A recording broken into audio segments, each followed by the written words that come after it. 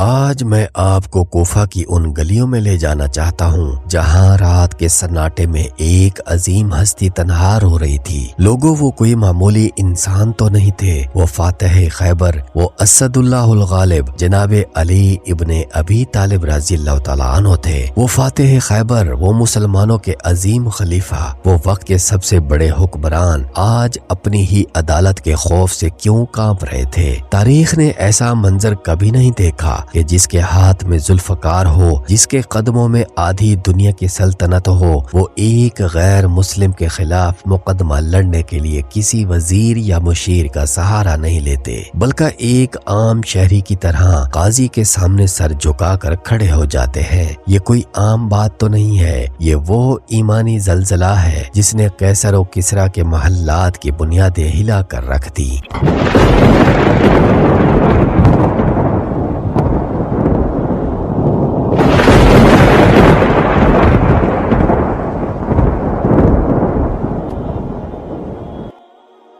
السلام علیکم ورحمۃ اللہ وبرکاتہ۔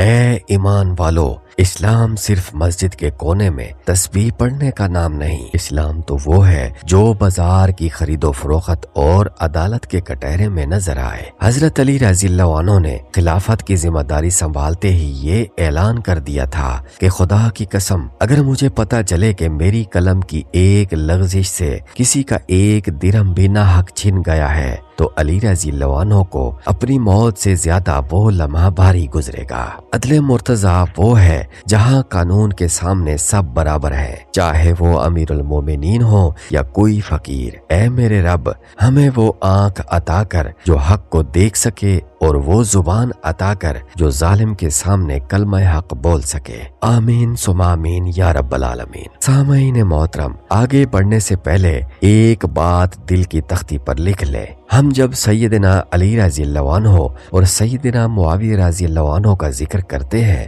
تو گویا ہم آسمانی ہدایت کے دو چمکتے ستاروں کا ذکر کرتے ہیں۔ ان کے درمیان جو بھی کشمکش ہوئی وہ اخلاص نیت پر مبنی تھی۔ ہمارے اکابرین نے سکھایا ہے کہ ان دونوں عظیم ہستیوں کا احترام ہمارے ایمان کی شرط ہے۔ حضرت علی رضی اللہ عنہ حق پر تھے اور حضرت معاویہ رضی اللہ عنہ اپنی اجتہادی بصیرت میں مخلص تھے۔ ہم ان دونوں کے جوتوں کی خاک کو اپنی آنکھوں کا سرما بناتے ہیں۔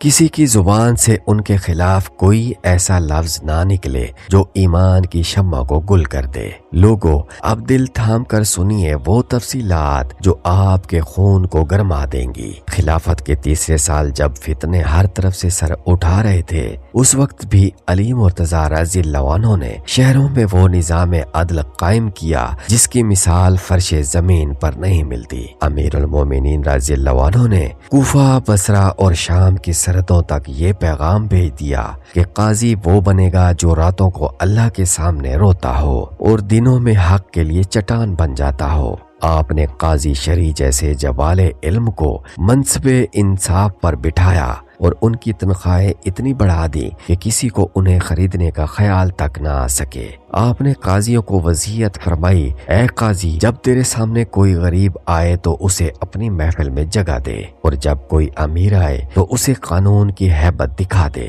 سبحان اللہ۔ ایک دفعہ یوں ہوا کہ امیر المومنین رضی اللہ عنہ کی زرہ گم ہو گئی جو ایک غیر مسلم کے پاس سے ملی۔ وقت کا بادشاہ چاہتا تو سپاہی بھیج کر اس کی گردن اڑا دیتا، مگر علی رضی اللہ عنہ نے فرمایا، عدالت چلو۔ قاضی کی عدالت لگی۔ قاضی شرعی نے جب خلیفہ وقت کو دیکھا تو ادب سے کھڑے ہونے لگے۔ قربان جاؤں، علی رضی اللہ عنہ کی غیرت تڑپ اٹھی۔ آپ نے بلند آواز میں فرمایا، اے شرعی، یہ پہلی خیانت ہے جو تم نے عدل کے ساتھ کی۔ تم اس وقت منصب قضا پر ہو، میں خلیفہ نہیں بلکہ ایک مدعی ہوں۔ بیٹھ جاؤ اور فیصلہ کرو۔ قاضی نے گواہ طلب کیے۔ علی رضی اللہ عنہ نے اپنے لختے جگر حسن رضی اللہ عنہ کی گواہی پیش کی۔ قاضی نے کہا، باپ کے حق میں بیٹے کی گواہی شرعی طور پر قبول نہیں کی جا سکتی۔ تب شیر خدا مسکرا دیے اور فرمایا، شرعی، تو نے حق ادا کر دیا۔ جب اس غیر مسلم نے یہ منظر دیکھا کہ وقت کا حکمران اپنے ہی قاضی سے مقدمہ ہار گیا تو وہ چیخ उठा, ए अली, ये ज़िरा आप ही की है, मगर वो दीन जिसने आप जैसे बादशाह को झुकना सिखा दिया, वो दीन सच्चा है। मैं गवाही देता हूँ कि अल्लाह के सिवा कोई माबूद नहीं।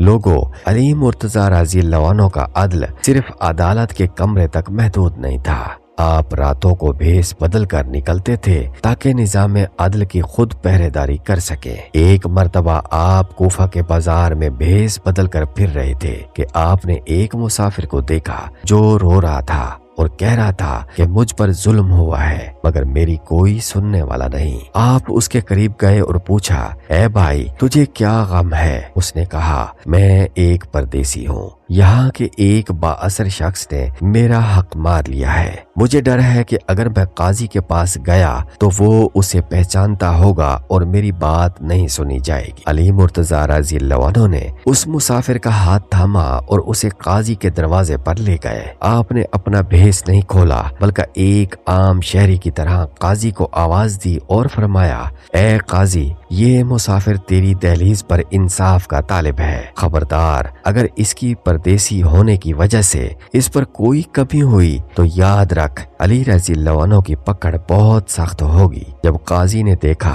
कि खलीफा वक्त खुद एक मुसाफिर के वकील बनकर खड़े हुए तो काजी के हाथ पांव फूल गए और फौरन इंसाफ फराम किया। आप रातों को दारुल कज़ा के बाहर चक्कर लगाते थे। एक दफा रात के पिछले पैर आपने देखा कि एक शख्स अदालत की दीवार से लगकर सिसकियां ले रहा था। आपने पूछा, ए बनता है खुदा, इस वक्त यहाँ क्यों बैठे हो? उसने कहा, मेरा मुकदमा सुबह पेश होना है, मुझे नींद नहीं आ रही कि पता नहीं कल सच जीतेगा या झूठ। अली रज़ी अल्लाह अन्हु ने उसे तसल्ली दी और फरमाया, जा आराम से सो जा, अली जाग रहा है। जब तक अली जिंदा है कूफा की किसी अदालत में झूठ को सच पर गालिब नहीं आने दिया जाएगा। आप रज़ी अल्लाह अन्हु ने काजियों को हुक्म दे रखा था कि मेरे दरवाजे पर कोई पहरेदार नहीं होगा। जिस मजलूम को काजी से इंसाफ ना मिले वो बिला झिझक अली रज़ी अल्लाह अन्हु के पास पहुंच जाए। अजीज दोस्तों, ये था वो अदले मुर्तजा जिसने इंसानियत को वकार के साथ जीना सिखाया। जब तक अदालतों में ऐसे काजी होंगे इस्लाम का परचम लहराता रहेगा। मेरी दुआ है कि या अल्लाह हमें वही अदल नसीब फरमा जो तेरे शेर अलीउल मुर्तजा रज़ी अल्लाह अन्हु का शेवा था। आमीन सुमा आमीन या रब्बल आलमीन। मुअज़्ज़िज़ नाज़रीन कराम, अदल के इस निज़ाम को मुस्तहकम करने के बाद अमीरुल मोमिनीन रज़ी अल्लाह अन्हु ने एक और अजीम मुहिम का आगाज फरमाया। हमारी अगली वीडियो का मौजू होगा बैतुल माल की मुनसिफाना तकसीम। जब खलीफा ने खजाना खाली कर दिया, हम देखेंगे कि कैसे अली रज़ी अल्लाह अन्हु ने एक एक दिरहम गरीबों में बांटा और खुद फाका कशी की हालत में घर लौटे। अगर ये बयान आपके दिल की गहराइयों में उतरा है तो हक आवाज उर्दू के रुकन बने और इसे दूसरों तक पहुंचाए ताकि अदले अली रज़ी अल्लाह अन्हु की गूंज हर घर तक पहुंचे। वस्सलामु अलैकुम व रहमतुल्लाहि व बरकातुहू।